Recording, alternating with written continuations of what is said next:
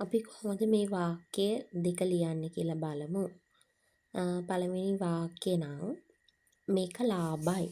කොහොමද මේක ලාභයි කියලා ලියන්නේ?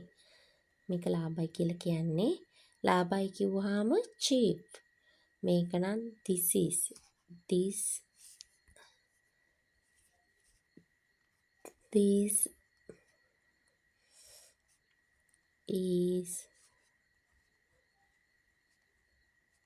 cheap.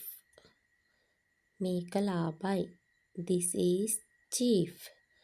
මට මේන් එකක් දෙන්න.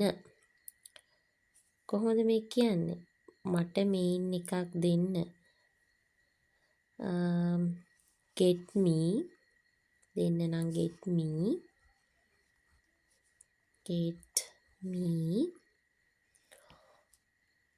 one of this.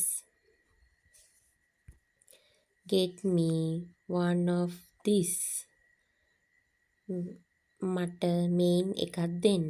Get me one of this.